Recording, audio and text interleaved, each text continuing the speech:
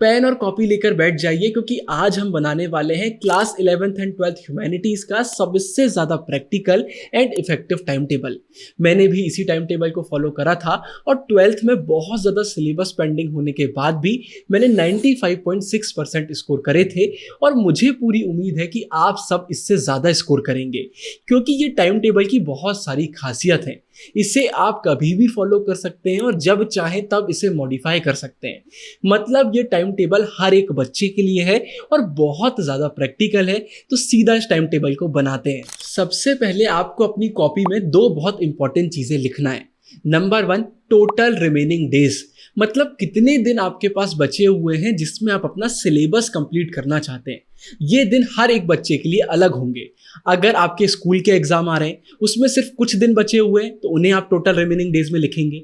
हो सकता है फाइनल एग्जाम का प्रिपरेशन कर रहे हैं और अभी बहुत दिन बचे हुए हैं, या फिर ये भी हो सकता है कि आपके टोटल डेज निकल कर आए 50, लेकिन 20 डेज आपने माइनस कर दिए रिवीजन के लिए। तो ये आपको देखना पड़ेगा कि कितने दिन आप निकालना चाहते हैं जिसमें आप अपना सिलेबस कंप्लीट करना चाहते हैं। इस वीडियो के लिए मैं एक एग्जांपल लेता हूं कि आज से 40 डेज बाद मेरे एग्जाम है, तो 10 दिन मैंने रिवीजन के लिए निकाल दिए। अब मेरे पास 30 डेज बचे हैं जिसमें मुझे अपना सिलेबस कंप्लीट करना है, तो मेरा टोटल रिमेनिंग डेज हुआ 30। इसके बाद सेकंड नंबर पर एक और इंपॉर्टेंट चीज, total remaining chapters. Total remaining chapters का मतलब होता है कि आपके जितने भी सब्जेक्ट्स हैं उसमें ऐसे कितने चैप्टर्स हैं जो आपके अभी तक नहीं हुए हैं, वो आपको करना है। मैंने आपको वीडियो में क्या एग्जांपल दिया, 40 डेज बाद मेरे एग्जाम्स आ रहे हैं और मेरे 5 सब्जेक्ट्स हैं, मेरा बिल्कुल भी सिलेबस नहीं हुआ है और हर एक सब्जेक्ट से एग्जाम में 5 चैप्टर्स आएंगे। तो मेरे टोटल रिमेनिंग चैप्टर्स कितने हो गए? 5 को 5 से मल्टीप्लाई करा 25, मतलब 25 ऐसे चैप्टर्स हैं जो मुझे अभी करना है। तो मेरे टोटल रिमेनिंग चैप्टर्स आ गए 25, टोटल रिमेनिंग डेज आ गए 30। ये दो चीजें आपको बहुत अच्छे से लिखना है, अभी आगे हमारे बहुत काम ये चीजें आने वाली हैं। फिर इसके बाद हम वही स्ट्रेटेजी फॉलो करेंगे जो हर वीडियो में मैं आपको बताता हूं, MQRS। सबसे पहले ऊपर सब्जेक्ट का नाम डालेंगे, जैसे एग्जाम्पल के लिए पॉलिटिकल साइंस, और उसके नीचे लिखेंगे MQRS। हर एक सब्जेक्ट के लिए यही हम करेंगे। एम से हमारा मतलब है मेन बुक, तो इसके आगे आप लिखेंगे कि पॉलिटिकल साइंस में आप अपना चैप्टर कहाँ से करेंगे। यूट्यूब से करेंगे, यूट्यूब लिख दीजिए, बुक से करेंगे, बुक लिख दीजिए, दोनों को मिलाकर करेंगे तो वो लिख दीजिए। हर एक सब्जेक्ट में एम के आगे लिखिए कि आप अपना चैप्टर कहाँ से करेंगे। एम के बाद क्यू से मेरा मतलब है क्वेश्चंस, तो क्वेश्चन बैंक वहां पर लिख दीजिए। बाकी यूट्यूब से आप क्वेश्चंस करेंगे वो लिख दीजिए, गूगल से करेंगे वो लिख दीजिए। जितने क्वेश्चंस हम करेंगे, जितने पीवाईक्यूज हम करेंगे उतना अच्छा, तो क्वेश्चन बैंक जरूर से परचेज कर लीजिएगा। तो क्वेश्चंस हम करेंगे। फिर आर से मेरा मतलब है रिवीजन। आप उस चैप्टर का रिवीजन कहाँ से करेंगे? क्या आप हाईलाइट कर रहे हैं उसको आप पढ़ेंगे, हमारे नोट्स आप फॉलो करेंगे, खुद के आप नोट्स बना रहे हैं, सब कुछ वहां पर लिख दीजिए। और एस का मतलब होता है सैंपल पेपर्स, लेकिन अभी हम सैंपल पेपर्स नहीं करेंगे क्योंकि हमारा अभी सिलेबस कंप्लीट नहीं हुआ है। तो इसके बदले हम पीवाईक्यू सॉल्व कर लेंगे, इंपॉर्टेंट क्वेश्चन सॉल्व कर लेंगे। मतलब जब दिन भर में हमारी पूरी पढ़ाई हो जाएगी, उसके बाद हम बैठकर क्वेश्चन को लिखकर प्रैक्टिस करेंगे। इससे आंसर फ्रेमिंग भी इंप्रूव होगी, चीजें हमें अच्छे से याद होंगी, हमें हमारी मिस्टेक्स भी मालूम चलेंगी और हमारा रिवीजन भी हो जाएगा। तो यहां पर एस का मतलब आप समझ लीजिए सॉल्व करना, और जब आपका पूरा सिलेबस हो जाएगा तो एस का मतलब होता है सैंपल पेपर सॉल्व करना। तो ये हमें करना है। अब आप बोलेंगे भैया ये करने से होगा क्या? ये करने से होगा ये कि जब आप पढ़ने बैठेंगे तो आपको सोचना नहीं पड़ेगा कि चैप्टर आप कहाँ से करेंगे, क्वेश्चंस आप कहाँ से करेंगे, रिवीजन आप कहाँ से करेंगे, क्वेश्चंस कहाँ से सॉल्व करेंगे। सब कुछ आपको पहले से पता रहेगा। माइंड में जितनी क्लैरिटी रहेगी उतने अच्छे से हम टाइम टेबल को फॉलो कर पाएंगे। तो इस स्टेप को अंडर एस्टिमेट बिल्कुल भी मत करना। अब इसके बाद हम एक फॉर्मूला यूज करेंगे जो इस वीडियो का सबसे इंपॉर्टेंट पार्ट है। स्टार्टिंग में दो चीजें हमने लिखी थी, अब उन्हें यूज करने का टाइम आ गया है। यह फॉर्मूला मैंने आपको बहुत बार बताया है, total remaining chapters divided by total remaining days. मेरे कितने चैप्टर्स बचे हुए थे? 25, उससे मैं डिवाइड करूंगा कितने दिन बचे हुए थे? 30। मेरा आंसर आ गया 0.83। इसे हम राउंड ऑफ कर देंगे, मैं 0.83 को 1 कर दूंगा। तो आपका आंसर भी अगर डेसिमल में आ रहा है तो उसे राउंड ऑफ कर दीजिए। अब ये आंसर का हमें क्या करना है? ये आंसर आपको बताएगा कि एक दिन में आपको कितना पढ़ने की जरूरत है।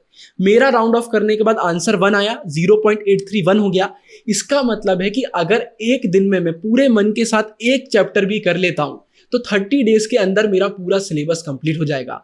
और एक चैप्टर से मेरा मतलब है सारे सब्जेक्ट्स मिलाकर सिर्फ एक चैप्टर।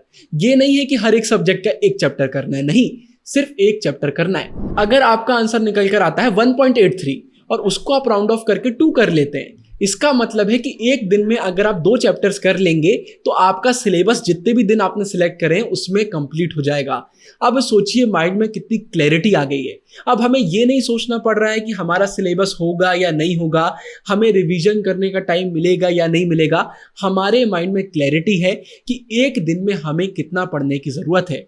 और ये क्लैरिटी ना एक सूली का भी काम करती है, हमें सूली में लटका देती है।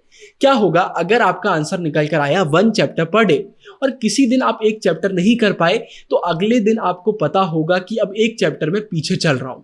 अगले दिन भी अगर आप नहीं कर पाए तो आपके माइंड में क्लैरिटी आ जाएगी कि ये चीज अगर चलती रही तो मेरा सिलेबस कंप्लीट ही नहीं हो पाएगा।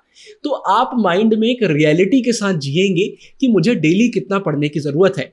और जिस दिन आप उस गोल को अचीव करेंगे आपको बहुत अच्छा लगेगा, लेकिन जिस दिन आप नहीं कर पाएंगे अगले दिन आप अपने आप मेहनत करेंगे, क्योंकि एक सूली लटकी हुई है। ये बहुत इंपॉर्टेंट काम ये फॉर्मूला कर देता है। अब हम इस टाइम टेबल को नेक्स्ट लेवल पर लेकर जाएंगे। कुछ टिप्स मैं आपको बताऊंगा, उसके बाद आपको मजा आ जाएगी। लेकिन उससे पहले एक बहुत बड़ा अपडेट मुझे आपको देना है। गुरुकुल बाय ओसवाल के क्वेश्चन बैंक्स के बारे में तो मैंने आपको बताया था, लेकिन अब उनकी एक और बहुत ही शानदार बुक आ गई है, पास्ट 10 ईयर्स सॉल्व पेपर्स।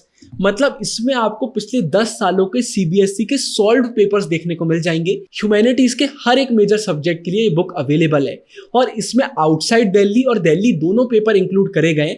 मतलब इन टोटल आपको अप्रॉक्स 20 सैंपल पेपर्स देखने को मिल जाएंगे। और ये सैंपल पेपर्स मन से नहीं बनाए गए, जो पेपर्स बोर्ड एग्जाम में आए थे वही इसमें इंक्लूड करे गए। मतलब अगर इसका एक क्वेश्चन पेपर आप अटेम्प्ट करते हैं तो सीधे सीधे आप बोर्ड का पेपर अटेम्प्ट कर रहे होंगे। तो टोटल में आपको अप्रॉक्स 20 पेपर्स देखने को मिल जाएंगे।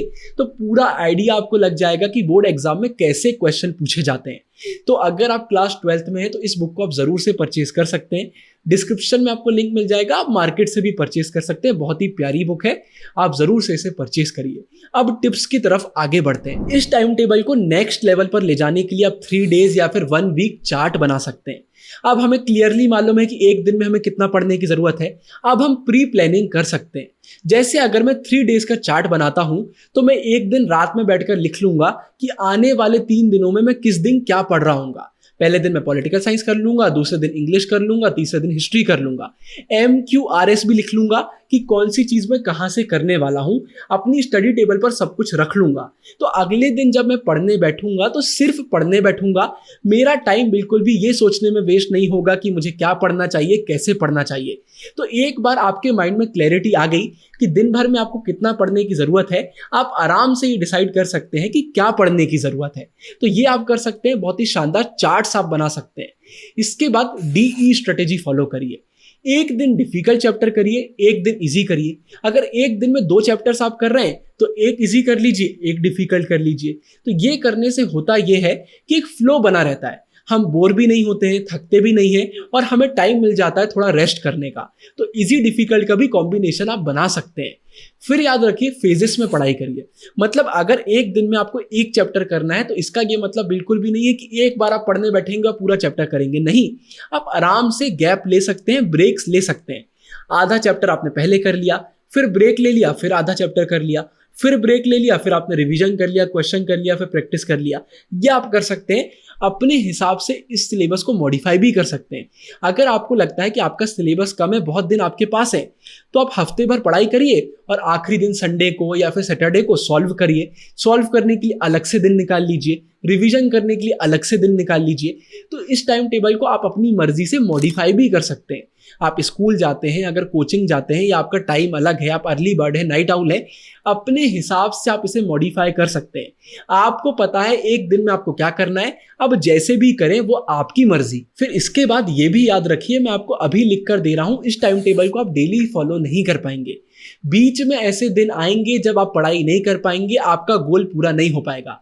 तो उस दिन ये गलती मत करिएगा कि अरे मुझसे तो ये टाइम टेबल फॉलो ही नहीं हुआ, अब मैं बंद कर देता हूं, कोई नया टाइम टेबल बनाऊंगा। ये करने की जरूरत नहीं है। अगर आपको ऐसा लगता है कि आप बहुत पीछे हो गए, आप टाइम टेबल को फॉलो नहीं कर पाए, तो आप फॉर्मूला फिर से यूज कर सकते हैं।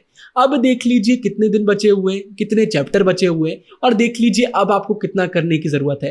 तो अगर एक दिन बीच में कुछ हो जाता है, आप डीमोटिवेटेड फील करते हैं, तो टाइम टेबल को हटाने की जरूरत नहीं है, बस मॉडिफाई करने की जरूरत है। फिर इसके बाद मैं आपको 3 वीडियोस रिकमेंड करना चाहता हूं। ये 3 वीडियोस अगर आप देख लेंगे ना, तो आपको ये टाइम टेबल और आसान लगने लगेगा। सबसे पहले नोट्स कैसे बनाते हैं, डिस्क्रिप्शन में लिंक आपको मिल जाएगा। बहुत अच्छे से बताया है कि ह्यूमैनिटीज स्ट्रीम वाले नोट्स कैसे बना सकते हैं। फिर मैंने ह्यूमैनिटीज की रिसोर्सेज की एक वीडियो बनाई है, जहां पर मैंने आपको बेस्ट रिसोर्सेज बताई हैं। उस वीडियो को जरूर से देख लेना। ये भी बताया है कहां पर आपको रिसोर्सेज की जरूरत ही नहीं है। फिर इसके बाद ये भी याद रखिए, मैंने एक और वीडियो बनाई है जहां पर आपको बताया है कि कम समय में हम ज्यादा कैसे पढ़ सकते हैं। बहुत अच्छा रिस्पॉन्स उस वीडियो में आया है। बच्चों ने मुझे कमेंट्स में बताया है कि उस वीडियो को देखने के बाद उनका टाइम बहुत कम हो गया। तो वो वीडियो भी जरूर से देख लीजिएगा। तो मैं क्या कर रहा हूँ, एंड स्क्रीन में प्लेलिस्ट डाल रहा हूँ। इस प्लेलिस्ट में आपको ये सारी वीडियोस और भी बहुत सारी वीडियोस देखने को मिल जाएंगी। तो प्लेलिस्ट पर क्लिक करके आप वीडियो देख सकते हैं। ये वीडियो पसंद आया हो तो लाइक कर दीजिएगा, अपने दोस्तों का शेयर कर दीजिएगा। आगे जिन भी टॉपिक्स पर वीडियो चाहिए कमेंट सेक्शन में बताइए। आप सभी को all the best. Signing off गुरु भैया।